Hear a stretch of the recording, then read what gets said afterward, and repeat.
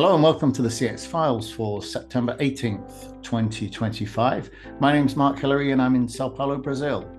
I'm Peter Ryan in Montreal. Mark, great to see you, and really great to catch up with you about an interesting topic that's, I think, on the minds of many people right now in regards to an emerging CX delivery destination somewhere in the European nearshore. Yeah, well, I saw an article that our guest published on Customer Think. Enea Dervishi is the director of operations at Simetrix. He's based in Albania, and he posted an article, and I shared it on LinkedIn because I thought it was interesting because typically this, Peter, everybody compares their destination and says, well, we're lower cost, we've got great people, we have trains and airports and all this kind of stuff. People talk about the infrastructure they have, but Enea didn't really sort of focus on this. He sort of said, actually, we've got all that stuff is table stakes. We have all of that anyway. But what we can really do is compete against the big guys. So it was almost as if Albania was, or the companies that are focusing on CX and BPO in Albania were kind of saying, like, why are European companies going to South Africa when you've got places like Albania in Europe already that can compete on the price, but are just a sort of 2 hour plane ride away. So I thought it was an interesting reframing of the whole argument around where do you go for your BPO. Yeah, 100%, 100%. And Albania has definitely, I'd say, been more and more on the radar in the last little bit, Mark. I talk with a lot of people who are saying that this is a destination that brings not just, as you say, some of the usual table stakes stuff that we hear about, but has an extra level of depth to it, which is why there seems to be more interest, not just in some of the larger enterprises and BPOs trying to set up shop there, but equally speaking, there's a homegrown nature of entrepreneurship that's happening with Albanians that are actively looking to try and do their own thing out of Albania, not just competing on the basis of Albanians servicing other Albanians, but servicing the rest of the world. I think it's very healthy. Yeah, and that's an interesting point because I think that that's only come around in the last few years. And previously, if you wanted to be successful in your career and you were educated and from Albania, then you'd have to migrate. You'd have to go somewhere Yeah. else in Europe. You'd go to Germany, Greece, or the UK. But it's becoming less true as more and more entrepreneurial opportunities become available, and that's actually drawing quite a lot of people back. So there's an interesting story going on there that I think goes beyond the usual come to us, we've got lots of educated people type of BPO and CX story. You and I have been on so many of these trips where we have been flooded with almost boilerplate slogans or boilerplate declarations that you could almost take the country or the jurisdiction name out and you could insert a jurisdiction name for anywhere else in the world. So it's important that Albania is looking to try and differentiate on what I would say would be more niche elements. And it sounds like this is what's going on. So I'm going to recommend that we go right to your interview and find a little bit more about what could be the next hidden gem in the European nearshore.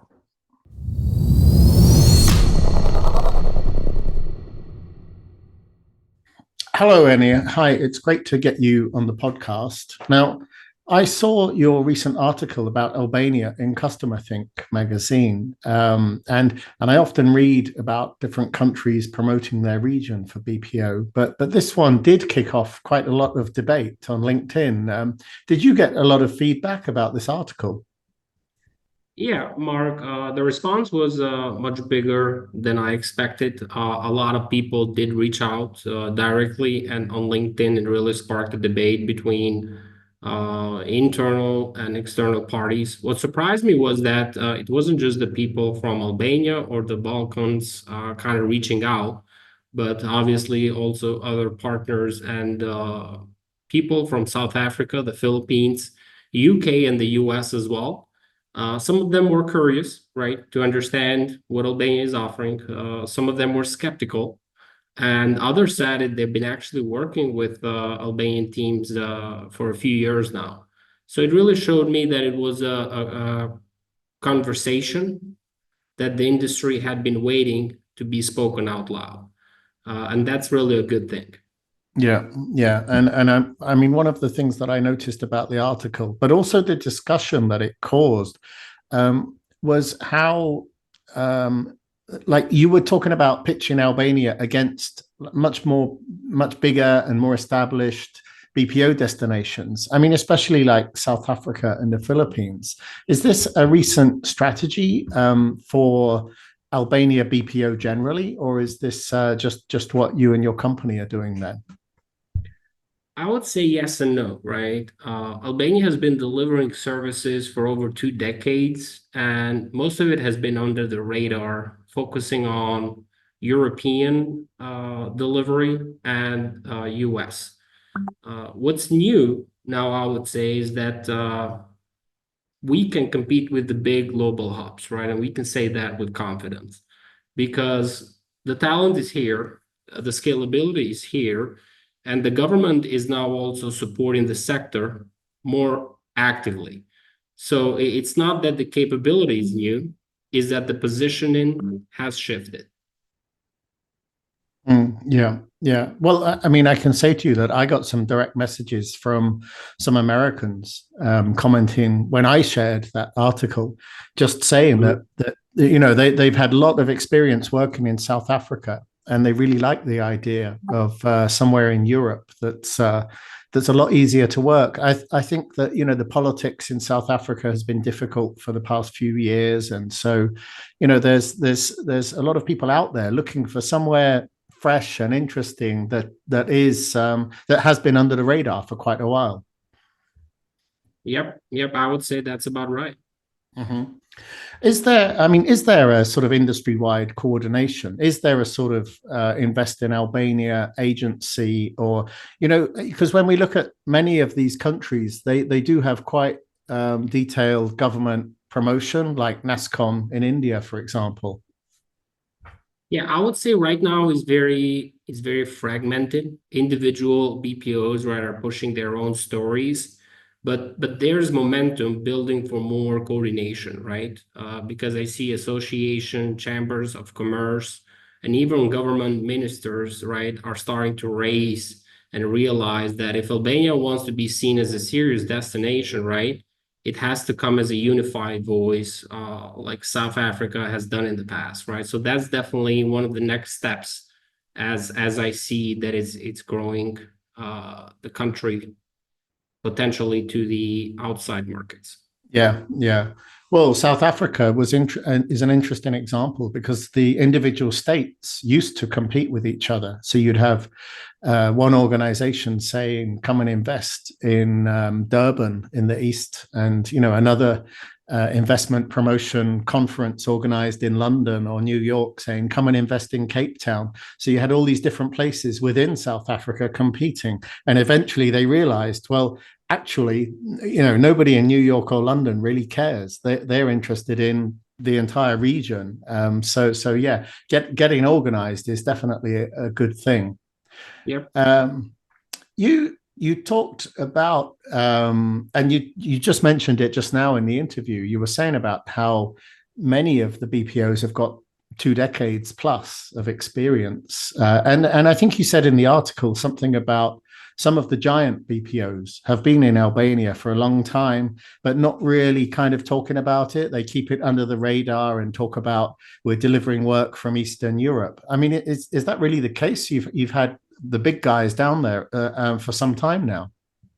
Absolutely. I would say some of the largest outsourcing brands in the world already have delivery centers here. But when they sell to clients, they often just say, Eastern Europe or the Balkans, right? And it's partly because Albania wasn't as well known as they leaned on the border labels. But if you dig into deeper delivery footprint, right, you'll see that Tirana and other Albanian cities are quietly on the map and obviously delivering some of the biggest brands from various industries across the board. So I would say that's absolutely the case. Okay, yeah, that's interesting. And I mean, if you're talking to a potential client, let's say in the US or in Western Europe, about Albania, and if they're already thinking in their mind about South Africa, for example, because let's face it, a lot of British clients, when they're looking to outsource right now, South Africa seems to be one of the most popular destinations. But what is it beyond just the cost that makes Albania attractive? Let's say if you're talking to a potential client in London, for example. I would say cost is only the entry point, right? Obviously, what clients really find attractive is the language capability. Albania punches far above its weight in multilingual delivery, specifically for European languages. From a UK client perspective, they're a 3-hour direct flight to Albania. So the accessibility on shore versus traveling over 24 hours, multiple lines over to South Africa, it takes more time for travel. And I would say that there's cultural alignment in Albania with UK and the US, right? People here are adaptable, they're service oriented and they have a strong work ethic, right? The time zone alignment with Europe for the UK, it's perfect. We're just an hour ahead. And even with the US, it works out very well because it's a smaller market and clients feel like they get more attention, right? And the flexibility from partners here is in a higher level. So every BPO, they take it more personal, right? And they're agile compared to some of the giant hubs. So that's kind of what I would pitch with to any potential clients from the UK or even from the US. I'm just interested then, because if you're looking for a giant BPO project, I mean, typically people would have gone to India or the Philippines, these places where you can scale up by thousands of agents in a project.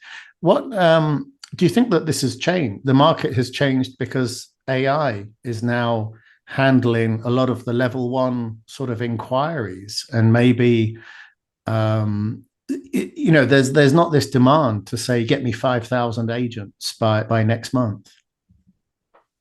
I don't really think so. I think the giant hubs, right? They're kind of shifting a lot by AI because they're being forced by their customers to use that. But I think down the road, really, the scalability that you would get with a traditional BPO versus the giant hubs, right? It's totally different with AI included. So I really feel like clients at this point, they're looking to scale and grow their business with AI and the traditional BPO because they really get that attention and they really get that personal development, including technology, to the service model that they're delivering to their clients. Meanwhile, with giant hubs, they're simply getting a solution that is going to help them across the board, but it's not really getting that customer feedback that they want to achieve, or that high level of customer attention that they're looking to achieve with their internal teams. Mm-hmm. Yeah, yeah. Okay, and just to wrap up then, I mean, what's your plan for the rest of the year? We're sort of heading into Q4. I guess everybody's already starting to plan for next year. What are you doing in terms of services, and where are you looking? Are you looking mainly in the US or Europe? I would say it's definitely both in both markets, in the US and in Europe. Europe remains the natural home base, obviously. We're close geographically and culturally, and a lot of clients are still discovering Albania. But at the same time, the US is where we see the biggest growth opportunities, right? American companies know Eastern Europe as a concept, but they don't always realize Albania is part of the story, right? So part of my role, is education, telling the story, showcasing the successes, and making introductions, where we would say, obviously, Europe and UK and the US are the markets that we're expanding and the reasons behind it, right? And a lot of our clients, they obviously are located in both those geographical areas. So I would say towards to Q4 and 2026, our goal is to both expand and send that message to both geographical areas. All right, excellent. Well, I'm sure that this podcast is going to help you, and this came out of the Customer Think article as well. So you're definitely getting the message out there. Thank you very much, Mark. Thank you.